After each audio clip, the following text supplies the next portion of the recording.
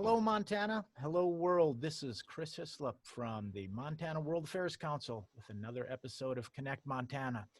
It is another incredible week here where we are talking with a number of nonprofit leaders across Montana whose operations or their organizational engagement is international. So we're hearing from a wide range of people with a wide range of operations on what they do and how it affects the people they serve and how it affects Montana and Montanans. So today I'm very happy to welcome Alice Thomas. Alice is the executive director of the Central Asia Institute. She served CAI's board of director for 2 years before transitioning into her current role as executive director. Before joining CAI, Alice served as a senior policy advisor and program manager at Refugees International. There, her work focused on improved assistance and protection for refugees and in conflict-ridden countries, and to assess the protection, shelter, and education needs of affected communities. Prior to that, Alice was a staff attorney in the international program at Earthjustice in San Francisco, where she worked in collaboration with local civil society and law schools to seek redress for communities affected by pollution. She also held several positions at the American Bar Association. She holds a law degree from the University of Wisconsin Law School and a BA in history from Princeton University. Alice, you are very welcome to Connect Montana. Over to you to tell us a little bit about the Central Asia Institute. Sure. Good morning, Chris, and good morning, everyone, and thanks for joining today. It's really fun to do this in a nice way while we're all stuck at home to continue to connect, and I really appreciate the opportunity. In the parts of the world where Central Asia Institute works, education is a privilege, not a right. And what I mean by that is that upwards of 60% of children are not in school in these areas. In some areas, as few as 20% of girls are attending school. For those who do attend school, the situation becomes even harder when they get to adolescence, especially for girls. Girls are often required to drop out of school at the age of 12 due to domestic duties and to conservative social norms that require girls to be home with their mothers doing domestic work. Often there are no female teachers to teach girls who after the age of 12 often need to be taught only by female teachers. In addition, these areas are extremely poor, some of the poorest parts of the world. And even if there are schools, families often can't afford to buy uniforms or supplies or to pay the transportation costs just to send a child to school. And even if they might have some money to send a child to school, they'll often prefer to send a boy to school because they think that he has much more likely to get a job or earn some income. So these are just some of the barriers that children face in these areas. In parts of the areas where we work, conflict has also been a big problem. In Afghanistan in particular, we've seen decades of armed conflict now, and this has destroyed school infrastructure, and a lot of children have been forced to drop out of school due to conflict. And sadly, large numbers of children show signs of psychosocial trauma and other issues related to armed conflict. Without education, the people living in these areas lack the tools and the skills that they need to lift themselves and their families out of poverty and to contribute to more peaceful and prosperous societies. So at Central Asia Institute, we've been working to change that. And next year will be our 25th anniversary. So we've been at this for almost 25 years. And if you'll bear with me, I'm going to try to share some slides here. My technological skills are not great, but I think that I'm disabled from sharing my screen, Chris. Let me see what I can do, Alice. Keep going. Okay, great. Okay, so our mission at Central Asia Institute is to promote education and livelihood skills, especially for girls and women, in remote regions of Afghanistan, Pakistan, and Tajikistan. Each year, our programs reach thousands of girls and boys and women and men in these areas. And the type of programs we provide range from things like early childhood education, where we work with children as young as 3 to give them the head start on life that they need through early childhood development programs. We also have home-based schools for adolescent girls who are not permitted to attend schools with boys. We have literacy and vocational training programs for women, ranging from 15 to 40 or 50 who have never learned to read. And these programs allow them to learn basic literacy and numeracy, and then also a vocational skill so that they can earn some income for their families. And while we serve everyone, male, female alike, our programs do prioritize girls because we believe that she is key. And what I mean by that is we believe in the transformative power of girls' education to tackle some of society's biggest challenges, including poverty, insecurity, poor health, and even poor environmental protection and climate change. There are studies that show that educating girls is one of the ways that you can increase environmental conservation and address climate change. So CIA's geographic focus, and I'm going to start to share the screen now because I think I can do that now, which is great.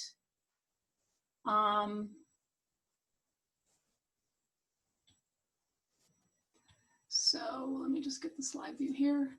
So as I said, our mission is to promote education and livelihood skills, especially for girls, working in the remote regions of Afghanistan, Pakistan, and Tajikistan.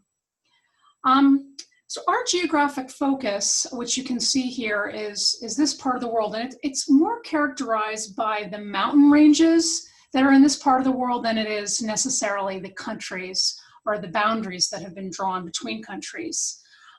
This part of the world is characterized by what's called the Cockrum mountain range. And it's a complex set of ranges that includes the Pamir Mountains, the Hindu Kush, and the Himalayas. It's extremely isolated, impoverished, and environmentally fragile. These areas are typically, that we work, are typically underserved by the government. And often there are few international organizations that reach these areas. CAI's long history of working in these areas has allowed us to fully understand the unique context of these areas and to build trust with communities in these areas. I wanted to share with you, and sorry, this is not, again, my technology skills are not great, but these are actually photos that I took in Tajikistan when I was able to visit there last spring. And it just shows you the mountains there and the remoteness of the areas where we work is just incredible. And really, I think it's maybe hard for a lot of Americans to understand, but I know Montanans will relate to this in terms of very, very dramatic mountain range areas that are in very, very remote communities. Oh, let me go back. So when I first started working at Central Asia Institute a little over a year ago, people would ask me, why, wow, you're moving to Montana. Why is Central Asia Institute based in Montana? And at first I just said, well, it was because one of the founders, Greg Mortensen, was from Bozeman and founded the organization here. But over time, I've really come to realize that there is so much more that links the Central Asia Institute to Montana and to Montanans. In fact, Central Asia Institute is so uniquely Montanan, I can't really imagine that it would be anywhere else. And why is that? I mean, the first thing is that the kind of work we do is really characterized by a passion for adventure, exploration, and living one's life to its fullest. And I think the people who live here are, they're mountain climbers, they're world travelers, they're educators, they manage the land. They have appreciation for the communities across the world where CAI works, who live in very similar environments, and have the same adventurous and very, very tough spirit. I mean, it's really, the organization itself has had a very you know, a challenging past, and we have are an organization that has guts and that we've come through challenging times. And I think in many ways that really makes us uniquely Montanan in some ways. The other thing that I really saw the link after spending time and living now in Montana for a year was just the focus on the community. I find that here in Bozeman, there's a very big focus on community, and that's true in other parts of Montana. People really invest in the community. They feel very strongly about taking care of the community. I think here, what we saw with you know, COVID-19 and then the big fundraising campaign for Give Big Gallatin Valley, an enormous outpouring of generosity of the local community to help one another and stand there. And I think that it's that focus on community that also drives Central Asia Institute's work. We always do our programs in partnership with the communities. We don't believe in a top-down approach, coming in and telling the community what they need. We believe in consultation with the community. We believe in empowering the community. And often the community will also contribute some either property or assets or areas for spaces for education to our projects so that they have real ownership of the work that we're doing. And then the third thing that I found after living here is just the enormous compassion and caring that Montanans have for what's happening in the world. And I think that there's some obvious ways where, you know, you see that. You know, you have a state that has one of the highest number of population that have served in the military and served overseas. You know, you have high numbers of people that have traveled to travel all over the world. So in that way, our numbers stand out. But I think it's really the compassion is just, I was really taken back by it when I first came here, especially from the East Coast. And I think to demonstrate that, I'd really like to tell you about one quick story. So when I was in earlier this year, I was before the COVID crisis, I was on my way to New York to do an event there, and I met with one of our donors who's a Montanan who lives here. I'm going to call him Neil, and Neil said to me, he's a longtime supporter of Central Asia Institute. And Neil said to me, well, you know, if you're going to New York, I'm wondering if you want to meet this family friend of ours, Farah. She's an Afghan-American woman who came here as a refugee as a child with her family.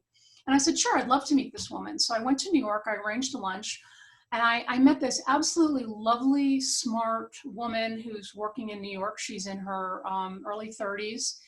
And I said to her, well, you know, actually, Neil didn't tell me how your family came to know his. And when I asked her that question, she started to tear up and she said, I'm sorry, it's really emotional for me to talk about this.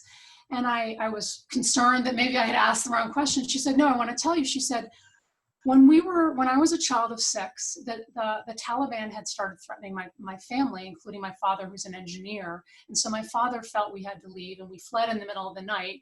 And we fled first to Pakistan. And there things were really bad in the refugee camps in Pakistan.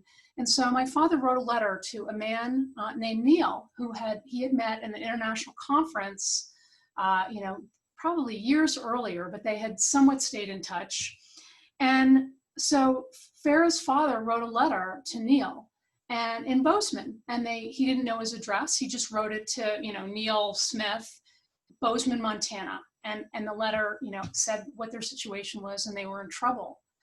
And that letter arrived. Neil got that letter. And again, this was a while ago, more than 20 years ago, when Bozeman was a really small community, and a letter arrived at a post office without a street address, and they were able to find this person. He was a member of the community and they knew him. He got the letter, and sure enough, he helped Farah's family to move to the United States, and they came to live in Bozeman for a couple of years before they eventually went to California. And I just couldn't get over the fact that, you know, Neil, this man, he had never mentioned to me what he had done to this family, because he's very self-effacing, of course, but he had helped this family that he barely knew emigrate from, you know, a horrible, horrendous situation and come start a new life here. And that type of generosity and compassion and caring really just characterizes, I think, a lot of many Montanans in the way they feel. So I'm going to stop talking there, and I'll let Chris ask some questions, and hopefully some of you in the audience. Alice, thank you so much. Could I ask you to stop sharing your screen and we'll come Sure. back on? And then I will come back as host. There we are. Thank you very much for that, Alice. I really like especially what you said there at the end. It is a theme that we see with a lot of our guests when we talk about Montana and Montanans and the connection between international engagement. The interest is there across the state. We see it all over the place. And then in terms of generosity, a very interesting point that you make, not only your friend Neil, but I mean, very broadly, a very generous and giving state. Let me just kick things off before we take questions from the participants, Alice. You said something very interesting in your introduction when you talked about education as a privilege or as a right. And I think here in America, you know, we often take that for granted, that we have universal primary and secondary education. It is, you know, something that happens across our society, but certainly not across the world. I wonder if you could say a couple words about maybe a little bit about what that means, but what is the impact in a place, in a society, in a community when education is more of a privilege than a right? Well, the impact of that is that, I mean, large sectors of the population, and especially people who are most marginalized, who are minorities, who are just from remote rural areas, just never get access to education. So what happens is that it's, you know, if there is education, it tends to focus on the cities, and it tends to be something that's only accessible for the elite, for elitists. And ultimately, even though there's an enormous desire for education, I mean, meeting with families in Afghanistan and Pakistan and Tajikistan, in these areas, the hunger for education is enormous, but it's just something that they can't afford. And what that leads to, in short, is just the cycle of poverty, that they can never contribute to their society in any, you know, meaningful way, because they don't have the tools and the skills to, you know, realize their full human potential to be change makers in their society. Thanks for that, Alice. Another question, this is coming from a participant. It's a fairly common question. Your work is primarily in Tajikistan, Pakistan, and Afghanistan, in very remote communities. And the issues that you are trying to deal with in terms of education and community development are common there, as they are all around the world, including in Montana. So the question is basically, to paraphrase, you know, why work there? Why so far away when here in Montana or in America or in our communities, we have some of the same problems? Why not focus closer to home? Over to you. Yeah, no, it's a great question, and thank you for the question. Obviously, you know, many of the challenges we're facing with education overseas are also here. It's shocking in, you know, the wealthiest country that we have so many people that still are not getting education or getting good education. But, you know, one of the things about our organization is that, it's sort of a little bit connected to my career and why I do what I do, is we are all connected across the world. And I know that sounds a little bit like just a phrase, a throwaway phrase, but we really truly are all connected around the world. And the passion and the importance that we invest in these parts of the world is not only in and of themselves for the people that live in that region, but also because of those things that connect us. And some of those things are just, you know, a passion for climbing, a passion for mountains, a passion for community, but other things are a little bit more self-centered and self-focused, like security. And, you know, when it's a long been a part of CAI's focus to work through education to promote peace. And as we know now, you know, we can't isolate ourselves anymore from what happens in insecurity in other parts of the world, especially in this part of the world, as we've seen. And the only, one of the most, well, not the only, but one of the most effective ways to lead to more peaceful, prosperous societies is through women's education. Another example is the pandemic right now that we're facing. It's a global pandemic. We can no longer just close borders and isolate ourselves from the rest of the world. We're connected. So these countries where we work, they don't have advanced healthcare, and if we can't support them to have better healthcare systems and provide them with education about health and hygiene and disease, these things will come back to us again. So there are a lot of organizations that do wonderful work focusing here in the US, and we fully support those organizations and stand in solidarity with them. But it's also important to think about what's happening in other parts of the world and how it could affect us here at home. Alice, here's another question from a participant who obviously has probably done similar work in another part of the world. But it has to do with impact, but in a slightly different way. And before I ask the question, I will just tell participants that the CAI website has a very interesting report on impact, on the effect of your programs on people's lives. And so I would encourage people to have a look at that when we talk about impact. But this question kind of is asking the opposite, Alice. Could you talk a little bit about the impact of your work on yourself, on your staff, and maybe on your community, however you would define that? Yeah, that's a great question. I think for any of us who have, Chris, yourself included, that have had the privilege and the opportunity to work overseas and work in developing countries with these communities, is that you often feel like you are getting more out of it, or as much out of it as the work that you and your organization are doing. And I think about in my career, and I've traveled and worked all over the world, but particularly in the Asia region, the opportunity to sit down and, with a group of women in a remote place, like let's just say it's northern Pakistan where I was several years ago, and hear about their lives, and then understand, they're so different in so many ways, obviously, but then to understand what connects us.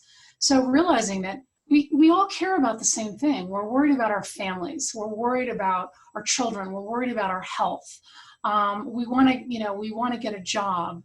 And just to share that opportunity, and the best part about it, and the thing I love is when I connect with a sense of humor, that we can laugh at a joke, that we can mutually laugh about something about men, or our children, or whatever it is. We just share a joke because you stand in solidarity. And even with humans are alike, and even we share a sense of humor, which always just completely really makes me so surprised that we can just share a joke. And that connection has colored my life and given me such a rich life that I have been so grateful for.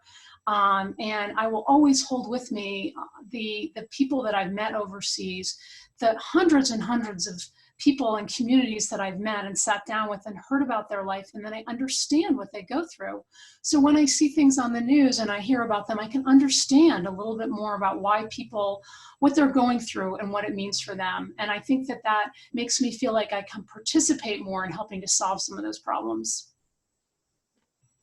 Alice, we have time for 2 more questions, I think. So I'll ask you to maybe abbreviate your response. Okay, sorry. No, that was a great. Get excited.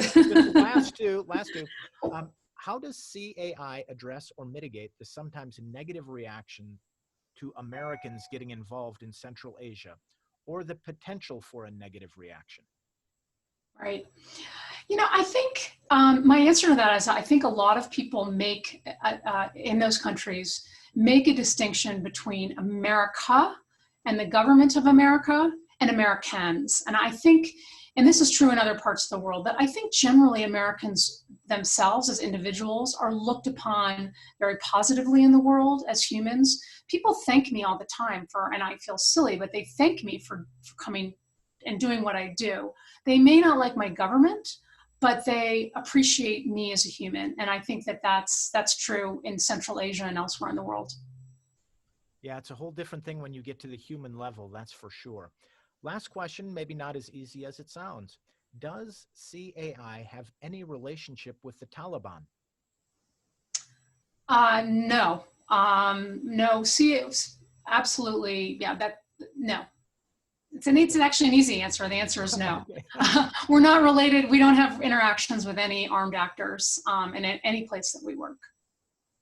Okay. Alice, thank you for that. I mean, it's such an interesting part of the world and such extraordinary work, particularly your comments about women and girls and the impact of working with them in these communities and in these societies. So thanks a lot for that. I'm going to go back to you for any last words. Sure. Again, I really encourage you to come visit our website and see about some of the things that we're doing. We have a great Facebook page as well, and we're constantly trying to share stories about what's happening in that part of the world, particularly as they relate to women and girls. So please come visit us, and please call me anytime. I'd love to talk to you. Wonderful. Thank you so much, Alice. Extraordinary. And thanks for sharing your experience and your organization with us. So also thanks to the participants for coming on today. If you missed yesterday's extraordinary talk with David Cates from Missoula Medical Aid, it's on YouTube, as this will be. Alice, when you're done, you'll be in perpetuity on YouTube forever for people to see what you have to say. Tomorrow, we've got another really amazing organization, Ecoviva. They work also on community development and ecology issues in Honduras. We've got Mary Laporte and Ana Luisa Moran Ahern joining us tomorrow at 9:30 again to give us some idea about the international dimensions of their work and how it affects Montana and Montanans. If you have any other thoughts, questions, please drop me a line at info@montanaworldaffairs.org. Check us out on Facebook, YouTube, Instagram, and all of those cool things. So once again, thanks everybody. Thank you, Alice. Have a good day. See you soon. Bye-bye. Great, thanks. Bye-bye.